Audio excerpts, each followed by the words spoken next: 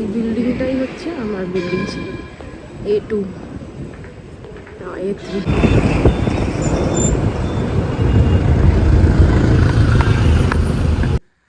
এই প্রদীপটা নিয়েছিলাম ওদের জন্য। আর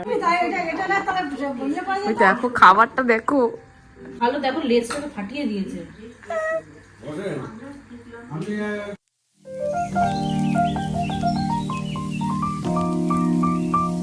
hello everyone, good morning, welcome to a new blog of Madly বংলি।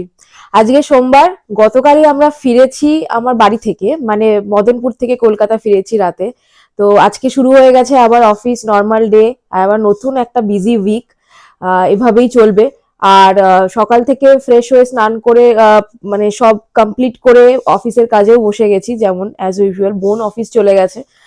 আর এখন আমি একটু বেরোবো, যাব আমার পুরোনো অফিস এরিয়াতে। ওখানে একটা ব্যাংকে আমার একটু কাজ আছে, তো সেখানে যাব। আর তার সাথে প্লাস ওখানে কিছু আমার পুরোনো অফিস কালিগদের সাথে একটু মিট আপ করার প্ল্যান আছে।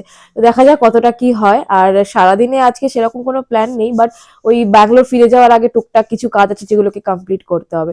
তো যাই হোক, আপনারা দেখতে থাকুন আজকের ব্লগটা। যদি ভালো লাগে অবশ্যই লাইক, কমেন্ট, শেয়ার আর সাবস্ক্রাইব করবেন। আর সাথে থাকুন, পাশে থাকুন, দেখতে থাকুন ম্যাডলি বংলি। বেরিয়ে পড়লাম অফিসের পাড়ার দিকে। তো আমার পুরনো অফিসটা অ্যাকচুয়ালি ছিল ইউনিটেক ইনফোস্পেসে, যেটা এখন ক্যান্ডর নামে পরিচিত। আশা করি সবাই হয়তো জানেন।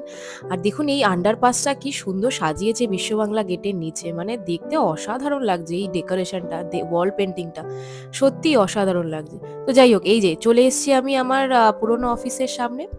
আর গেটে কিছু ফর্মালিটিস থাকবে যেগুলোকে কমপ্লিট করে আমাকে ভেতরে যেতে হবে, কারণ এখন আমার কাছে তো আই কার্ড নেই। আগে যখন এখানে বসতাম তখন আমার কাছে আই কার্ড থাকতো, তো কিছু করতে লাগতো না। তো এখন আমাদের ঢুকতে গেলে মোটামুটি একটু আই কার্ড দেখিয়ে বা মানে গভর্নমেন্ট আইডি প্রুফ দেখিয়ে কনফার্ম করিয়ে গেট পাস বানিয়ে দেন ভেতরে যেতে হবে। তো চলুন যাই এবার ভেতরের দিকে। কত যে মেমোরিজ আছে এই বিল্ডিংটার সাথে, মানে অলমোস্ট 9টা বছর আমি এখানে কাটিয়েছি। পুরনো অফিস কলিগদের সব মেমোরিজগুলো মানে সত্যি ঢোকার পরে যেন সেগুলো সঙ্গে সঙ্গে মনে পড়া শুরু করলো। এই যে বসে থাকা, বসে আড্ডা মারার জায়গাগুলো, এই যে দোকান, মিয়া মোড়, গাঙ্গুরামসটা বোধহয় নতুন হয়েছে, আমি আগে দেখিনি। তো এগুলো যেন মানে একটা আলাদাই স্মৃতিচারণ করাচ্ছে।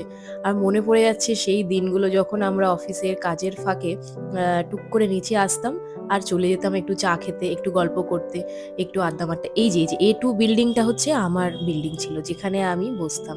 TCS এর এই বিল্ডিংটা, এটাতে আমি বসতাম। আর দেখুন দূরে ওই ক্রিসমাস ট্রিটা, বাবা কি সুন্দর সাজিয়েছে, মানে এত সুন্দর ডেকোরেট করেছে, দেখে দেখতে ভীষণ ভাল লাগছে।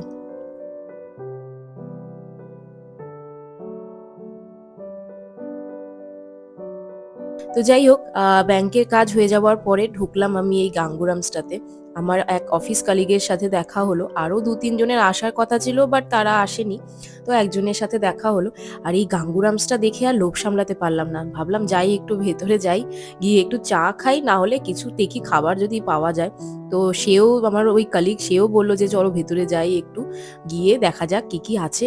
এখানে খুব ভালো ভালো কিছু ডেজার্টও পাওয়া যাচ্ছে, কিছু স্ন্যাক্স পাওয়া যায়। তো আমরা যা অত কিছু নিলাম না, কারণ দুপুর হয়ে গিয়েছিল, লাঞ্চ টাইম, তাই একটু চা নিলাম।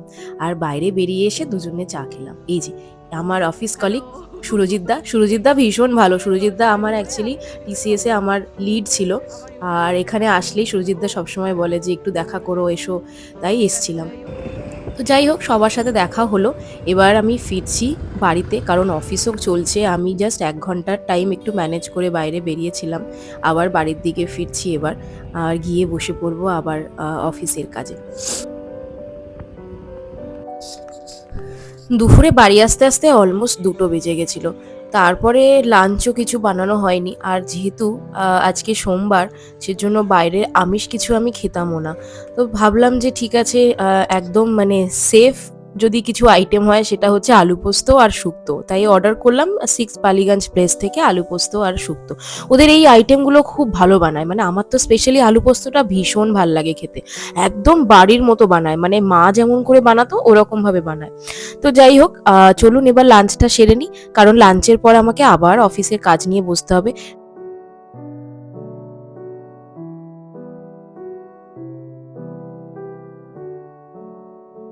সন্ধেবেলা একটু গ্রিন টি খাওয়ার সময় তাই নিয়ে নিয়েছি একটু গ্রিন টি। আর পাশে আমার ল্যাপটপটা খোলা আছে, অফিসের কাজও চলছে।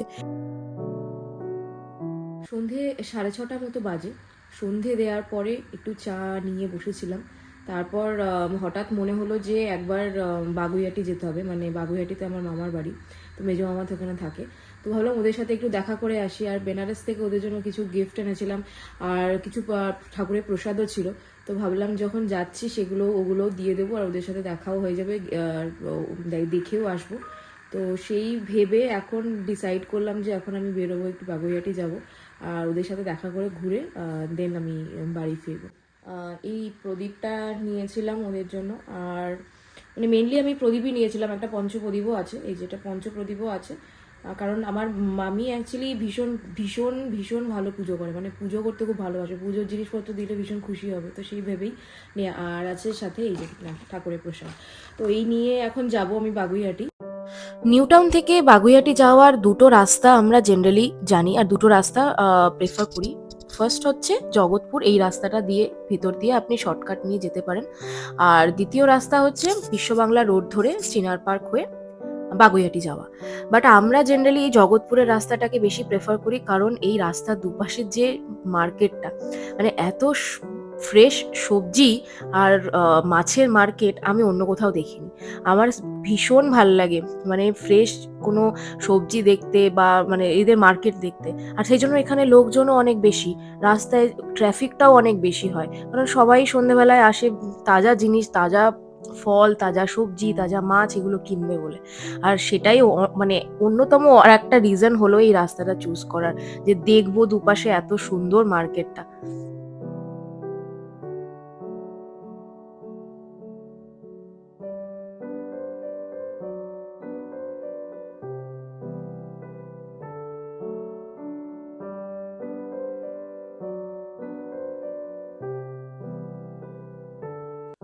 পৌঁছে গেছি বাগুইআটি, এই নামলাম।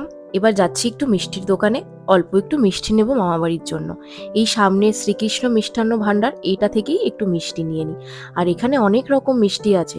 হ্যাঁ, দামটা একটু আমাদের ওখানকার থেকে বেশি, বাট তবুও ভালো মিষ্টি। তাই এখান থেকে চলুন একটু মিষ্টি নিয়ে নিই মামাবাড়ির জন্য।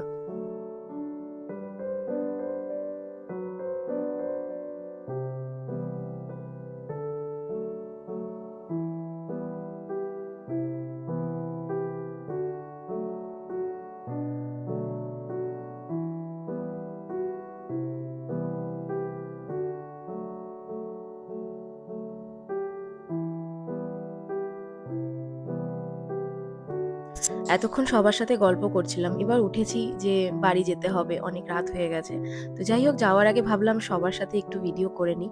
আর মামি আমার ভিডিও করা দেখে ভীষণ আনন্দ পেয়েছে, আর ভাবছে যে তাকেও ভিডিও তো দেখা যাচ্ছে, সেই নিয়ে তার কি এক্সাইটমেন্ট। খুব মানে কি বলবো, কনসিয়াস যে ভূতের মতো লাগছে কি না লাগছে।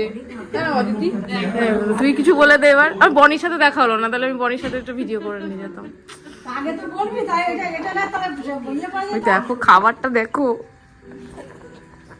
যাই হোক, এবার আমি বেরোবো, অনেক টাইম হয়ে গেছে, মোটামুটি এখন 9টা বাজে। বোন ওদিক থেকে অফিস থেকে চলে এসছে, আর গিয়ে এবার ডিনার। দাদাভাই দমদমে ও, আমরাও তো শনিবার চলে যাবো, এই শনিবার ব্যাঙ্গালোর। হ্যাঁ, ব্যাঙ্গালোর চলে যাবো।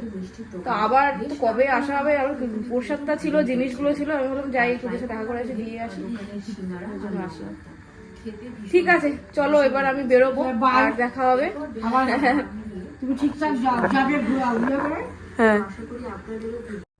এখানে বেরিয়ে দেখলাম মামা বেশ সুন্দর ব্যাডমিন্টন খেলছে ওদের অ্যাপার্টমেন্টের লোকজনের সাথে। এরা সবাই এত মিলেমিশে থাকে, মানে আমার খুব ভাল লাগে ওদের, এইটাই আমার খুব ভাল লাগে যে আশেপাশের ফ্যামিলিগুলো নিজেদের ফ্যামিলির মতো সবাই মিলেমিশে থাকে। তো দেখতেও বেশ ভাল লাগে, তাই সময়ও খুব ভালো কেটে যায় ওদের ওখানে গেলে গল্প করতে করতে। আর ভেবেছিলাম ভাইয়ের সাথে দেখা হলো না, মন খারাপ ছিল, তো না, ওই যে দূরে আসছে আমার ভাই দেখুন।